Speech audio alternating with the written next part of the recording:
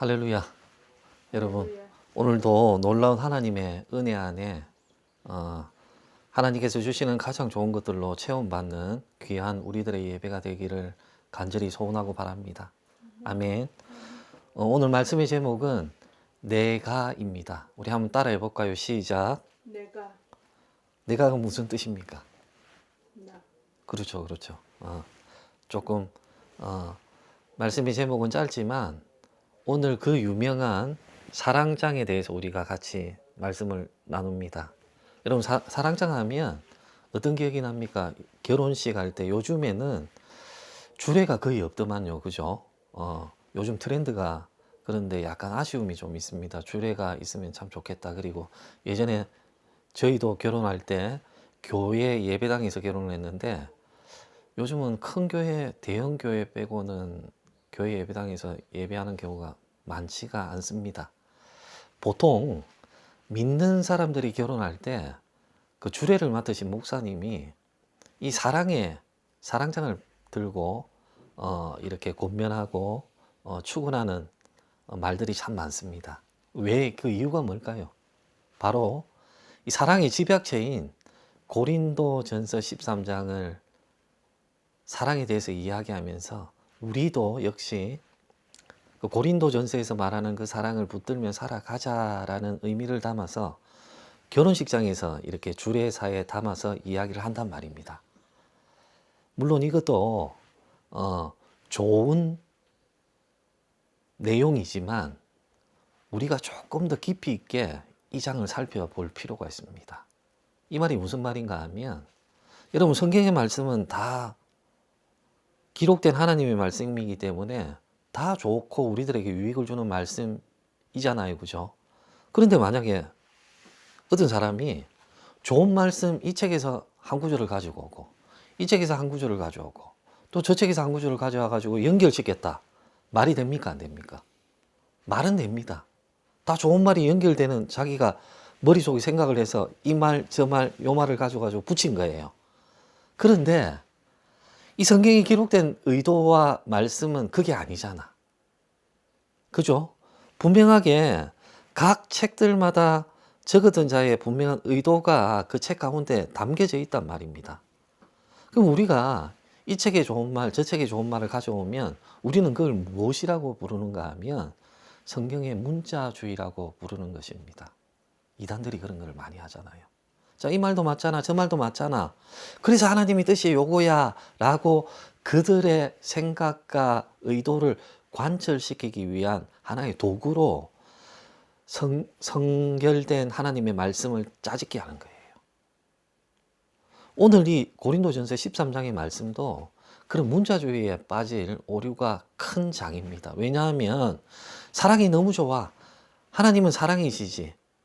그래서 이 사랑을 우리는 닮아야지 이런 내용으로 끝나는 것이 아니라 여기 한번 볼까요? 우리가 잘 아는 것처럼 사랑 4절에 한번 봅시다. 사랑은 어떻게 해라고? 오래 참으래. 그러면 문자주의적인 접근으로 들어가면 어떻게 되는가 하면 사랑은 오래 참는다고 나와요. 분명히 하나님의 말씀이 기록됐네. 그럼 매 맞는 아내가 있다 칩시다. 한 가정에 남편은 계속 때려 이유도 없이 아내를 때린단 말입니다. 그 아내가 교회 다니는 사람이에요. 이 사랑장이 이 말씀을 딱 봤어. 사랑은 오래 참아야지. 저 남편이 몰라서 그런 거야. 때리더라도 나는 무조건 참고 있어야지. 말이 됩니까? 안 됩니까? 안 되지. 사랑은 오래 참고 문자주의적인 접근으로 들어가니까 모든 것들을 그냥 참아야 돼. 여기에만 포커스를 갖추고 있잖아요. 그죠? 자, 그러면 오늘 고린도전서 13장이 시작된 의도는 12장과 결코 뗄래야 뗄 수가 없단 말이에요. 12장의 주된 내용이 뭡니까? 은사가 넘쳐나는 고린도 교인들, 그 은사가 사랑이 없으면 다 소용이 없다라는 것을 알려주고자 13장을 시작합니다. 아니, 목사님, 그걸 어떻게 증명을 해요? 12장 끝에 그게 증명하는 게 나오잖아요. 31절 우리 한번 볼까요? 고린도전서 12장 32절 시작. 너희는 더욱 큰 은사를 사모하라. 내가 또한 가장 좋은 길을 너희에게 보이리라. 아멘. 자, 12장에 그 은사주의에 넘친 고린도 교인들에 대해서 이야기하고 있습니다. 내 은사가 크니 네 은사가 크니 막 다투고 있는 그들을 향했어요. 그런데 여기서 말입니다.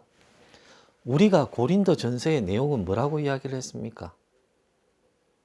수많은 파벌과 음행과 문제투성이 12장에 기록된 은사, 내 은사가 최고야라는 그들의 우월주의, 이 문제 많은 고린도 교인들에게 바울은 첫 시작을 너희들은 성도야라는 교인의 성도의 정체성을 가지고 이야기를 시작하면서 그들을 콕 집어서 바늘로 콕콕 찌르는 것이 아니라 무엇으로 그들을 권면했다? 바로 사랑으로 그들을 권면했다는 것 아닙니까? 그리고 그 사랑의 본체이신 예수 그리스도를 모든 문제의 해결책으로 제시하는 거예요. 자, 12장의 모든 은사들, 문제 많은 은사, 은사는 좋아요, 안 좋아요? 당연히 좋네. 그죠? 은사가 헬라어로 무슨 말입니까? 카리스마. 카리스마가 은사예요. 우리 카리스마 있네, 없네 이야기 하잖아요. 그죠? 카리스마가 은사인데, 이 카리스마의 은사의 의원이 뭔가 하면, 카리스예요, 카리스. 조금 어디서 많이 들어봤네. 카리스, 그레이스, 영어로 그레이스네. 그 뭐다? 카리스에. 이 카리스마라는 은사의 의원이 카리스네. 카리스는 영어의 그레이스네. 그레이스가 뭐예요? 은혜네, 은혜. 은혜로부터 출발된 게 바로 은사라고 헬라어 어원이 가리키고 있단 말이에요. 놀라운 사실이죠. 그죠? 자, 그러면 이들은 내가 받았던 은사에 집중합니다. 내 은사가 저 사람 은사보다 더 커. 그래서 나는 더 믿음이 있는 자야 라고 우월을 가리고 있는 그들에게 바울은 아니야, 은사는 하나님이 주시는 은혜야. 그래서 요런 은사 저런 은사 다 좋아. 왜? 교회의 주인은 그리스도야. 그리고 교회의 머리 대신 이는 바로 예수 그리스도야. 그리고 우리는 각자 지체야. 그러면 발가락이 냄새나고 꼴보기 싫다고 발가락을 자르면 돼요, 안 돼요? 안 되지. 여러분, 발가락이 뭐 기능이 많지가 않다고 생각이 되잖아요. 그죠? 근데 여러분 한번 봅시다. 내가 일을 하다가 큰 물체에 그 발가락을 찍혔어. 그래서 발톱이 빠졌단 말이에요. 그러면 그날 저녁에 잠이 옵니까, 안 옵니까? 욱신욱신거리고 너무 아파서 온몸이 어떻게 된다? 찌끈찌끈거리고 아파서 잠을 못 잔단 말이에요. 무엇을 느낍니까? 아, 그렇구나. 우리 눈에 볼 때는 하찮은 발가락이지만 우리 몸을 이루는 모든 지체는 하찮은 것이 있다, 없다? 없어.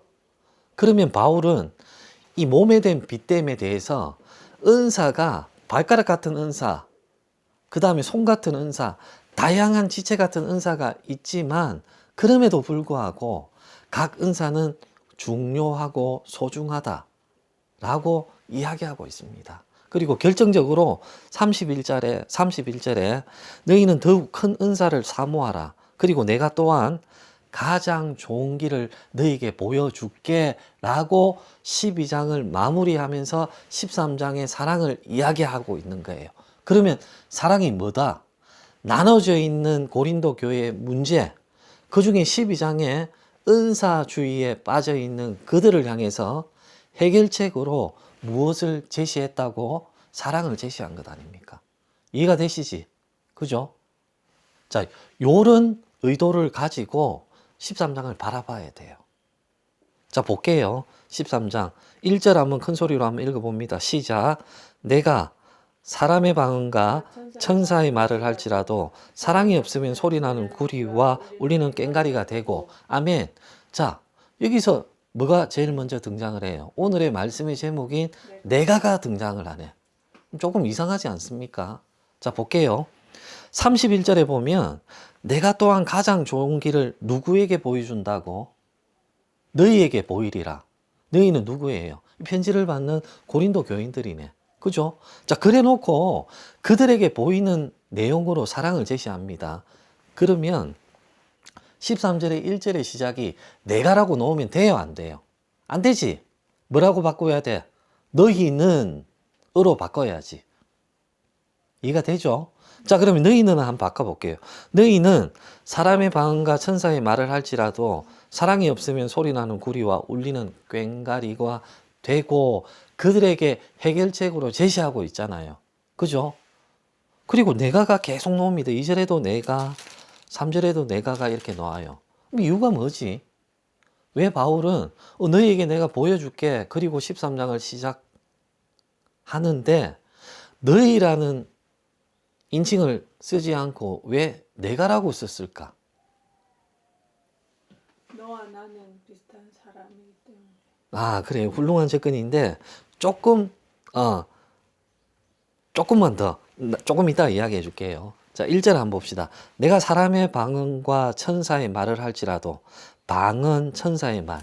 자, 그들은 방언을 천사의 언어로 생각했어요. 고린도 교인들은 어떤 사람이 방언을 한다 그러면 아, 저 사람이 천사의 말을 하는구나 라고 이야기를 한다는 거예요. 자, 그러면 그 속에 어떤 마음이 들었는가 하면, 내가 방언을 하면 다른 사람들이 내 방언을 보고 아, 저 사람은 천사의 말을 하는 거야 라고 하면 나하고 천사하고 어떻게 돼요? 동급이 되네.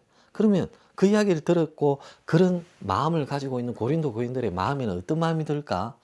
영적인 교만함과 우울감을 가지게 돼 있지. 그걸 이야기합니다. 맞아. 다음 볼게요. 사랑이 없으면, 자, 네가 모든 은사, 천사의 소리라고 이야기하는 방언을 하는 사람이라고 쳐. 자, 그럼에도 불구하고 그 방언 가운데 사랑이 없으면 뭐 같다고 이야기해요? 소리나는 구리와 같고 울리는 꽹과리가 되고 라고 이야기한단 말이에요. 왜 구리가 등장하고 꽹과리가 등장하는가 하면, 고린도 지역에 그 언덕에 뭐가 있다고 이야기했습니까? 아프로디테 신전이 있다고 이야기를 했죠. 그들의 모든 삶을 지배하는 아프로디테 신전에서 그 신에게 제사를 지낼 때 이 악기가 등장한다는 것이. 신전 창기들이 이 악기를 막 소리를 치는 거예요. 짜작작 막 뭐 이런 식으로 요란하게 하지. 왜 그럴까 그들은? 오라. 보여주기 위해서 하는 거예요. 보여주기 위해서. 자, 엘리야가 영적인 전투를 할 때 그들이 반대편에 있던 바알을 믿는 자들이 불이 안 붙으니까 어떻게 했다? 막 소리를 지르면서 자기 몸을 자해를 했단 말이에요. 왜 그런가 하면 그들은 막 꽹과리를 치고 그 다음에 소리 나는 구리를 막 울리고 요란하게 함으로써 무엇을 부르는 거예요? 신. 그들이 숭배하는 아프로디테 신을 초대하는 거지. 이거부터 출발이 잘못됐잖아. 신을 우리가 마음대로 부를 수가 있네, 그들은. 잘못된 접근이지, 그죠? 보여주기 위한 액션이네. 자, 그들은 막 보여주기 시작합니다. 뜨들썩하게 합니다. 하지만 그들은 뭐다? 그런 우상들이 하는 모든 것처럼 요란하게 외식을 하는 행위를 하더라도 그게 뭔가 하면 방언이란 말이에요. 방언. 바울은 이걸 비교를 했다는 거지. 요란하게 울리고 뭐 신을 초대하는 외적인 행위들을 하는 것처럼 방언을 하고 너네들은 천사의 말이라고 이야기하는 그 방언 가운데도 사랑이 없으면 꽝이라는 거예요. 이해가 됐어요? 자, 2절 볼게요. 내가 예언하는 능력이 있어. 모든 비밀과 모든 지식을 알고, 여기까지. 자, 내가 예언하는 능력이 있어. 예언이라는 말이 등장을 했네. 그죠? 여러분, 우리가 조금 오해하는 게 있어요. 예언이 뭐라고 생각을 합니까? 예언. 앞으로의 일을 미리 말해주는. 그러니까 점치는 것처럼 그 내가 모든 것들을 다 알고 누가 내한테 물어보면 내가 예언해 줄게 그러면 장차 일어날 일들을 미리 이야기한다는 거지. 우리는 그렇게 알고 있잖아요.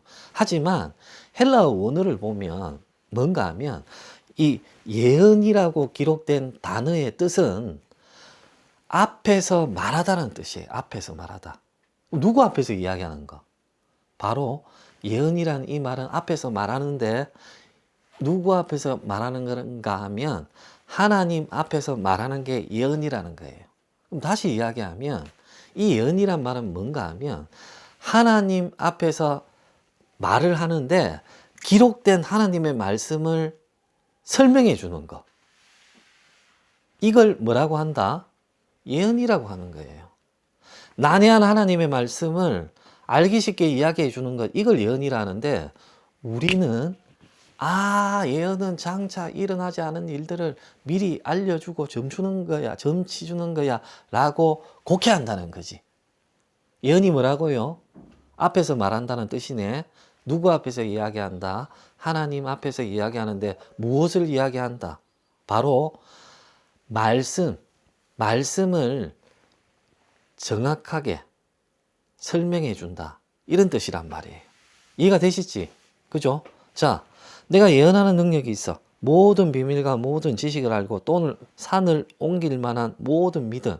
믿음이 큰 사람 보면 이 산들을 저 산으로 가라고 하면 움직일 수 있다고 우리가 알고 있잖아. 그죠? 자, 그런 큰 믿음을 가진 자도 무엇이 없으면 아무 유익이 없다. 아무것도 아니다. 바로 사랑이 없으면 아무것도 아니라는 거예요. 또 3절에 한번 볼까요? 내가 또 이제 마지막으로 내가가 나오네. 내게 있는 모든 것으로 구제하고 남을 돕는다는 거예요. 그죠?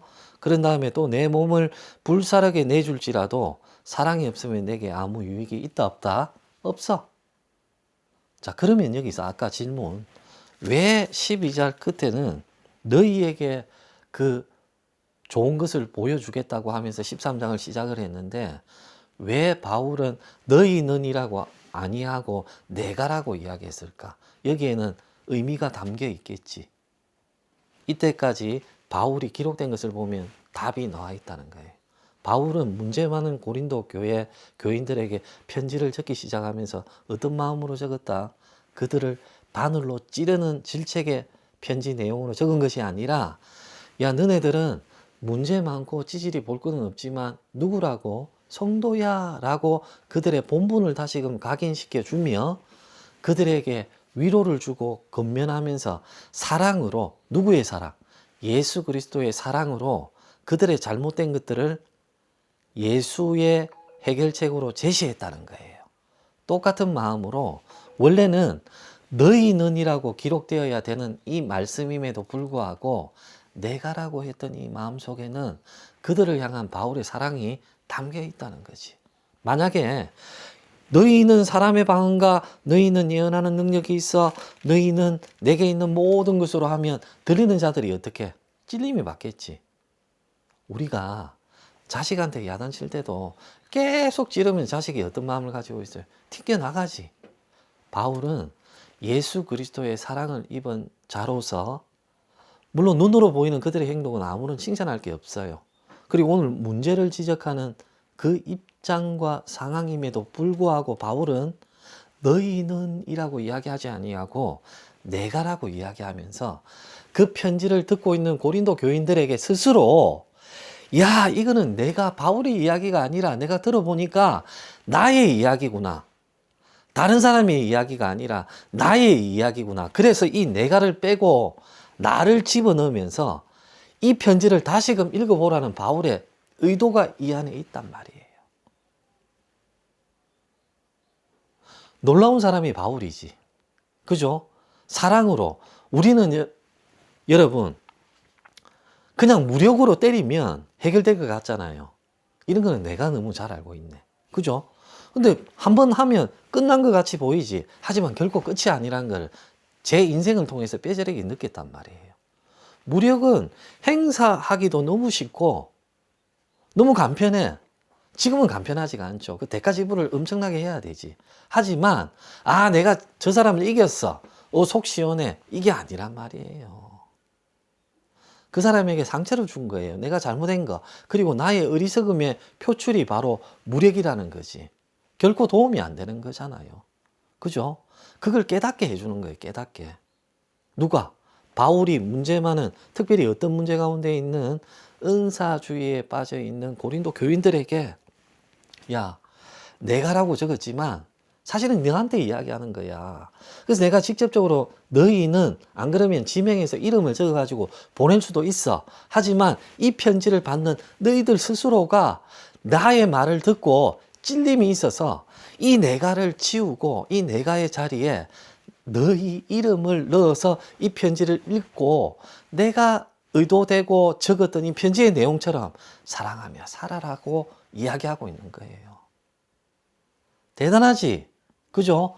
자, 이제 그러면 그 사랑의 구체적인 행동들을 기록하기 시작합니다. 몇 절부터요? 4절부터 읽어볼게요. 시작. 사랑은 오래 참고 사랑은 온유하며 시기하지 아니하며 사랑은 자랑하지 아니하며 교만하지 아니하며 여기까지.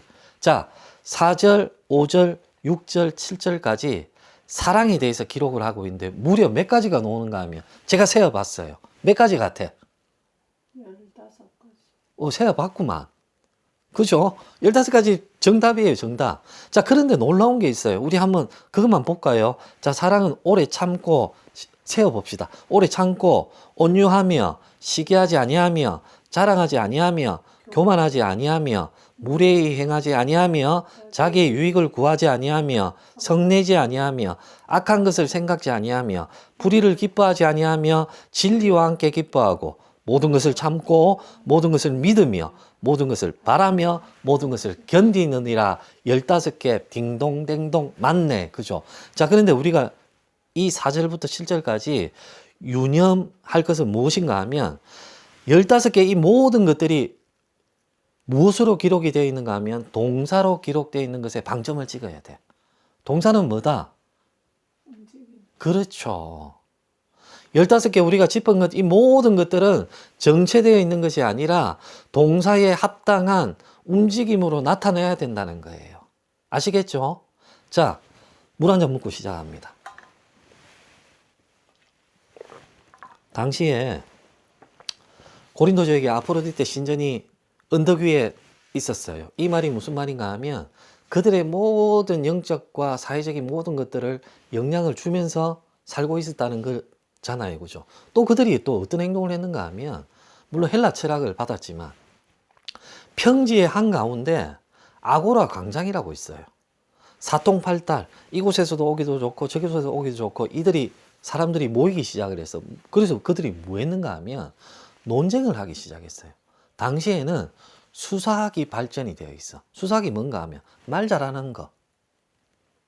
그 다음에 더해서 무엇이 또 발전했는가 하면 웅변학이 발전했어요. 야, 말 잘하는 거 좋아. 근데 그 더해서 말을 좀 더 잘해야지. 여러분, 이 연사는 이렇게 하면서 웅변을 해서 어떻게 하는가 하면 그 청중들을 휘어잡아야 돼. 그래서 내가 돋보여야 된단 말이에요. 그래서 열심으로 수사학과, 웅변학과, 정치와 철학을 그들은 공부하기 시작을 했습니다. 근데 말입니다. 만약에 내가 그 아고라 광장에서 열심으로 말을 하고 있어요. 웅변을 하고 있어요. 그리고 내 다음 순서에 어떤 이가 등장을 했는데 나보다 더 잘해. 와, 사람들이 나에게 스포트라이트를 비추고 있다가 내가 사라지고 그자가 등장하니까 그자에게 스포트라이트가 집중이 돼요. 그럼 나의 마음은 어때요? 초라해지지. 그럼 나의 마음은 어떤 마음이 들까? 저자를 짓밟아야지. 그래서 내가 어떻게 돼? 저자보다 더 뒤어서서 결국에는 무엇을 취하고 싶다? 명성을 취하고 싶다는 거예요. 그래서 혈안이 되어 있어. 청중들은 어떤 마음을 가지고 있을까? 누가 더 말 잘하는가? 그리고 인물도 보겠지. 그죠? 인물도 좋아, 말 잘해. 그 다음에 청중들을 휘어잡아. 그러면 그 사람은 그 시대에 히어로가 되는 거예요. 누구나 그렇게 되고 싶어 하겠지. 왜? 부와 명성을 받으니까. 여러분, 이 아고라 광장이 민주주의의 시초였어요. 언제였는가 하면 BC 5세기경에 헬라 철학자들, 소크라테스, 아리스토텔레스, 이들이 막 똑같은 행동들을 하고 있었어. 그 광장에서. 그죠? 그래서 사람들이 막 참여해서 나의 의견도 이야기하고 저 사람의 의견도 이야기하고 요 사람들의 의견들을 이야기해서 민주주의의 시초가 바로 그때부터 시작이 됐다는 거예요. 좋지. 근데 좋은데 다 좋지는 않잖아요. 경쟁이 있잖아. 그 경쟁을 선의의 경쟁으로 하면 되는데 어떤 마음이 든다? 시기, 질투, 교만이 있어. 그래서 내가 능력으로 저자보다 앞서지 못하면 어떤 마음이 들까요? 음해하기 시작하겠네. 가짜 뉴스를 퍼뜨리기 시작할 거 아니에요. 그러면 당시에 고린도 지역에는 물질적으로 풍요했고 영적으로는 썩어 빠져 있고 그 다음에 그들의 사회상은 어떤 사회상이었다? 말 잘하고 그 다음에 웅변 잘하는 사람이 최고인 세상을 살고 있었고 어느 누구도 할 것 없이 그렇게 되기를 힘썼고 그 다음에 뜻대로 되지 않으면 시기하고 질투하고 참지 못하고 분내면서 살아가는 데가 바로 고린도 지역이고 고린도 교회도 예외가 없었다는 거예요. 자, 우리 13장 사랑을 왜 이야기하는가 하면 은사주의 때문에 이야기했지. 은사주의에도 뭐가 있나? 바로 시기 질투가 있잖아요. 내보다 저 은사가 더 큰 것 같아. 참지 못해. 근데 그들은 누구다? 성도란 말이지. 그래서 바울은 내가라고 이야기하면서 그들이 내가를 빼고 그들을 대입해서 변화시키고자 하는 내용으로 4절부터 7절까지 사랑은 이런 거야 15가지 움직임을 기록을 했다는 거지. 자, 한 번 더 앞에 있는 문화적인 배경을 가지고 다시금 봅니다. 제일 먼저 사랑은 뭐라고요? 오래 참으래. 세상은 어떻다? 오래 참지 않아. 우리가 알았지. 그 아고라 광장에서 모여있고 아고라 광장에서 시작된 모든 문제들 가운데 그들은 참지 못했어. 그래서 어떻게 했다고? 온유하지 못했고 그들은 시기했다는 말이에요. 그리고 그 다음 뭐예요? 그들은 자랑하면서 살았지. 나의 가지고 나의 능력들을 특별히 고린도 교인들은 은사들을 자랑했어요? 안 했어요? 자랑했지. 그리고 그들은 어떤 마음? 교만했던 마음을 가지고 있지. 그리고 또 그들은 어떻게 했습니까? 남을 함부로 대했네. 또 그들은 어떻게 했습니까? 그들의 자신만의 유익을 움켜쥐고 쟁취하려고 혈안이 되어 있었네. 또 그들은 어떻게 했어요? 화냈지. 그리고 그들은 또 뭐 했어요? 악한 생각들을 했네. 또 그들은 뭐 했어? 불의를 기뻐했지. 왜? 불의의 화인 맞은 자이거든. 처음에 시작할 때는 내가 좀 찜찜해. 하지만 계속 하다 보니까 이제는 찜찜함도 없어. 불의를 즐겨 행하는 자가 되어버렸네. 그리고 진리와 함께 기뻐하지도 않지. 맞잖아요. 그죠? 자, 그리고 모든 것을 참지도 않습니다. 그리고 모든 것을 믿지도 않아요. 그리고 모든 것을 바라지도 않고 모든 것을 견디지도 않는 그들을 향해서 그리고 그 가운데 물들어져 있는 고린도 교인들을 향해서 오늘 바울은 10장 4절에서 7절까지 사랑은 이런 거야 라고 이야기하고 있어요. 자, 오래 참지 못하는 그들에게 사랑은 오래 참는 거야 라고 이야기하고 있습니다.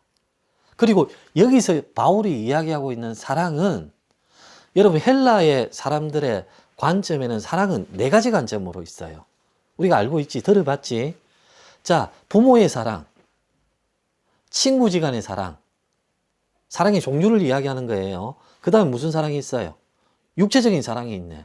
그 다음에 오늘 기록된 사랑이 지칭하는 하나님의 사랑이 있단 말이에요.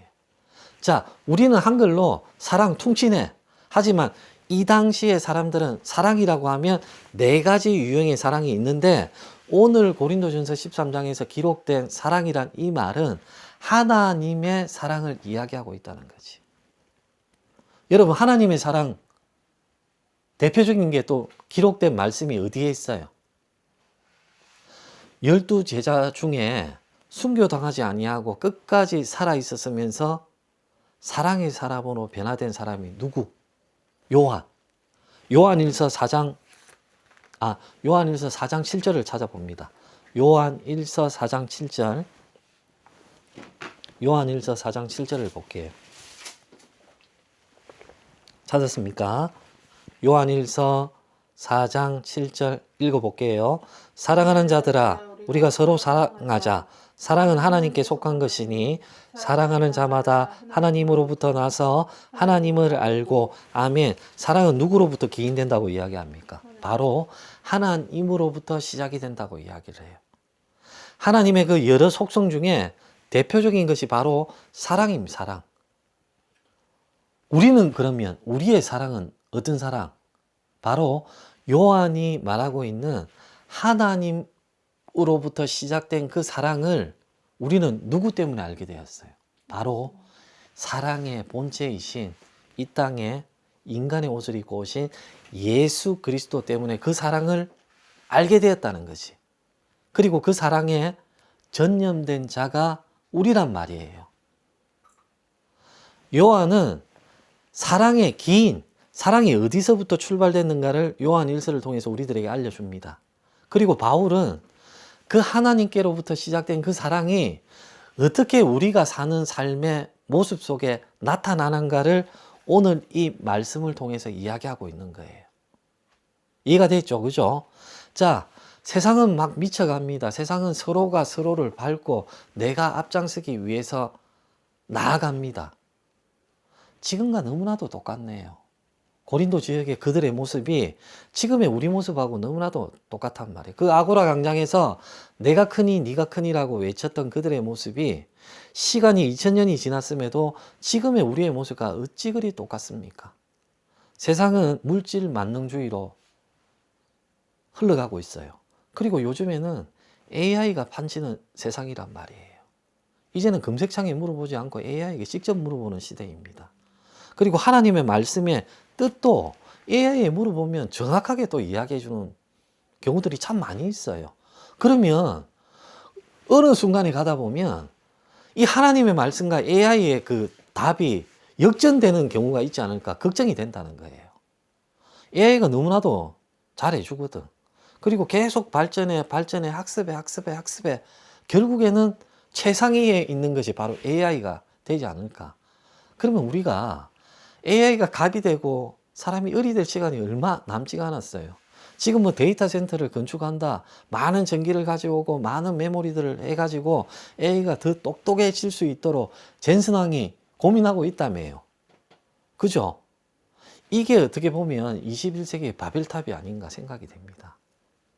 결국에는 머스크가 하는 행동, 화성에 로켓을 쏘고 인간의 칩을 심어가지고 인간을 자유롭게 조절하고 그 다음에 영생을 목적으로 살아가고 있는 모든 것들이 어쩌면 성경이 기록되었던 그 당시에 바벨탑 사건과 똑같지 않습니까, 여러분?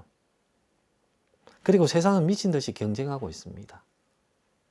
문제는 무엇인가 하면 세상의 그 경쟁이 어느덧 우리가 알든 알지 모르든 간에 교회 안으로 깊숙하게 자리 잡았다는 거예요.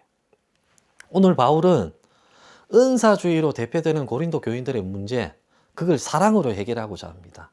사랑은 우리에게서부터 기인된 것이 아니라 요한이 이야기하듯이 하나님께로 받았던 자예요.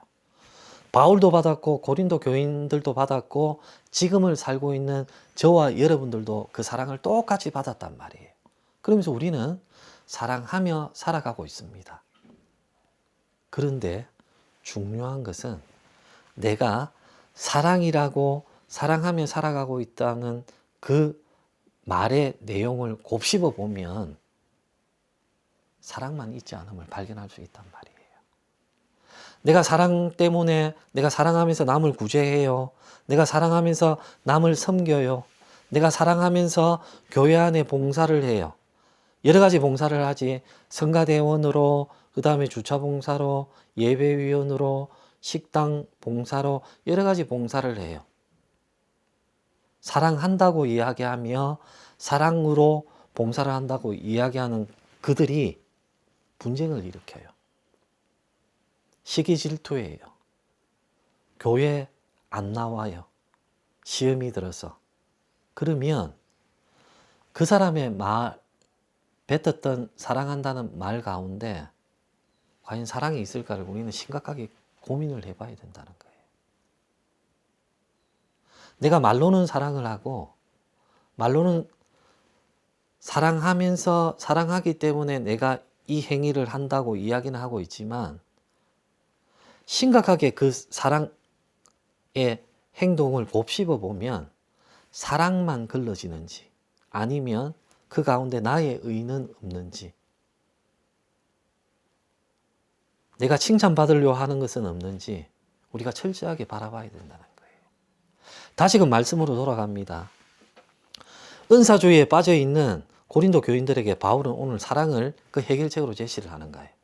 그 사랑은 다른 사랑이 아니라 하나님으로부터 기인된 하나님으로부터 출발된 그 사랑을 이야기를 하고 4절부터 7절까지의 오래 참지 못하고 온유하지 못하고 시기하지 못하고 자랑하며 교만하 그리고 무례히 행하고 있고 자기의 유익만을 구하고 있고 화내며 악한 것들을 생각하고 있고 불의를 기뻐하고 있고 진리와 함께 기뻐하지 아니하며 참지 못하고 믿지 못하며 모든 것을 견디지 못하는 고린도 교인들에게 이야기하고 있는 것 아닙니까? 여러분, 우리는 사랑하면서 살아가고 있습니까? 우리가 섬기고 있는 교회 안에 나는 정말 사랑하고 있는지 철저하게 돌아봐야 되는 거예요. 남의 사랑을 그 사람이 진짜 사랑하니 안 하니 증명하려고 애쓰는 것이 아니라 오늘 바울이 내가 이 말을 통해서 이 편지를 받고 있는 문제 많은 고린도 교인들이 그래, 하나님의 사랑 맞지? 내가 이 하나님 사랑을 놓치고 있었네. 바울이 기록된 이 편지의 내가가 아니라 내가 그 잃어버렸던 하나님의 사랑으로 이 내가가 내 이름이 들어가야 되겠네 라고 깨달을 수 있는 저와 여러분들이 다 돼야 되는 것 아닙니까? 교회 안에 수많은 문제들이 나타나고 있어요. 교회는 썩어가고 있습니다. 목사들의 문제, 이제는 뭐 예사롭지가 않아요. 당연하게 생각될 때도 있어요. 음란의 문제 속에 떳떳함에 그 강단의 자리를 지키는 그 심장에 화인받은 자들이 있단 말입니다. 장로들의 그 수많은 문제들 속에 그 교회가 놓여 있단 말입니다. 그리고 성도라고 부르는 그들의 행동 속에 그들이 세상에서 입 닫고 있으면 그들이 그리스도인인 것을 모르는 채 살아가고 있단 말입니다. 이게 너무나도 중요한 것 아닙니까? 이 바울이 적었던 이 고린도전서 13장의 편지가 다시금 각 교회에 전달이 돼야 될 필요성이 있지 않습니까? 여러분, 우리가 잘 아는 초대교회 중에 안디옥 교회라고 있습니다.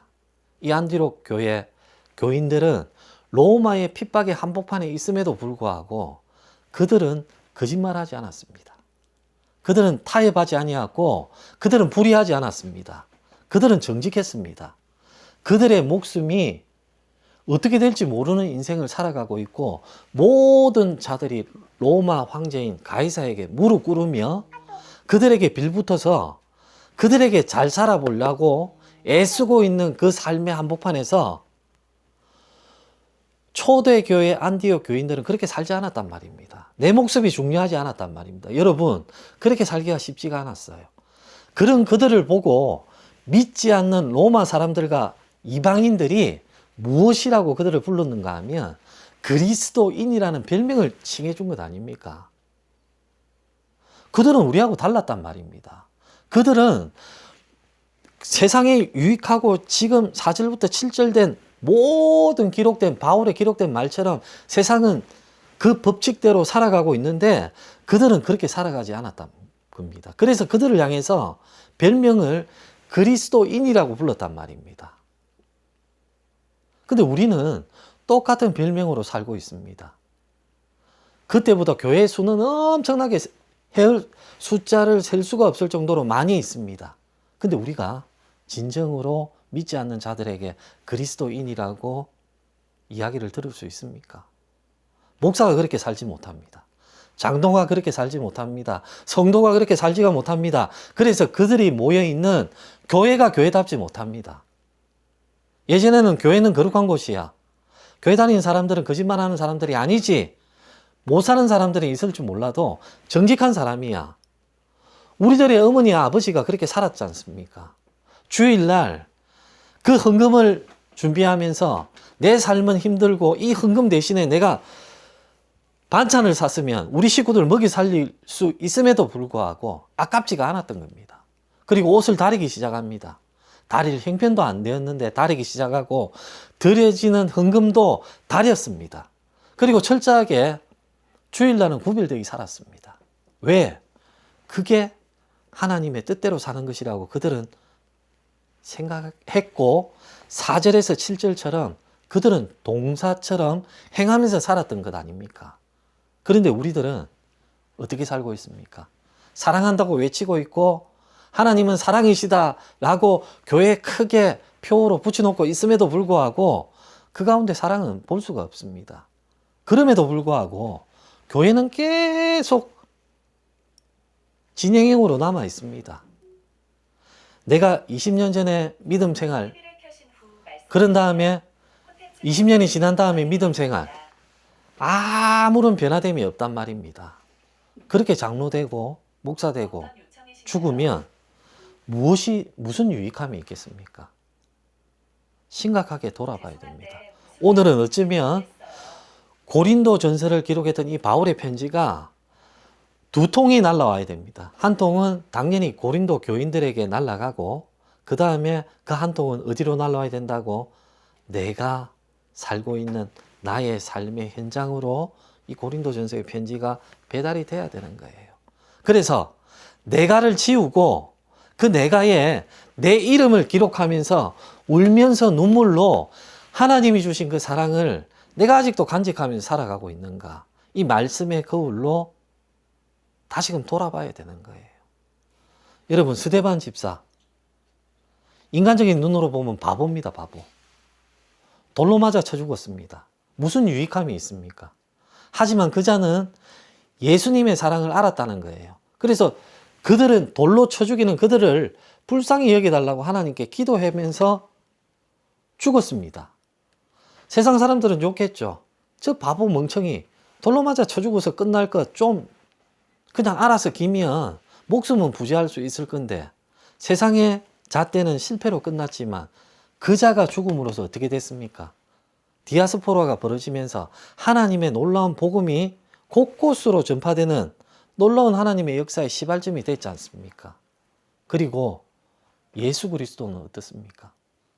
사랑의 본보기로 이 땅에 오셔서 십자가에 매달려 죽으셨습니다. 세상은 조롱하고 침뱉고 모욕했지만 그 예수 그리스도의 죽으심으로 인해서 저와 여러분들이 구원받은 것 아닙니까? 그리고 이 땅에 하나님의 은혜를 누리면서 은사를 바라고 방언을 하며 예수님 그리스도의 성도로 우리가 살아갈 수 있었던 원인이 바로 예수 때문이 아닙니까? 예수 때문에 우리가 믿음 생활을 할 수 있었고, 예수 때문에 우리가 교회를 시작할 수 있었고, 예수 때문에 우리가 하나님의 자녀라고 불림받을 수 있었고, 예수 때문에 누림이 엄청나게 많았음에도 불구하고 이제는 예수가 없어요. 이제는 그 하나님의 사랑이 우리들에게 찾아볼 수가 없단 말입니다. 오늘 우리 각자에게 이 말씀을 통해서 나에게 주님 편지라고 생각을 하며 다시금 내가를 빼고 내 이름을 부르면서 사랑 없는 오늘의 내 모습을 한탄하며 다시금 그 사랑을 붙드는 저와 여러분들이 다 되길 바랍니다. 예수 때문에 우리가 사랑할 수 있음을 잊지 말고 사는 저와 여러분들이 되기를 예수 그리스도의 이름으로 축원합니다.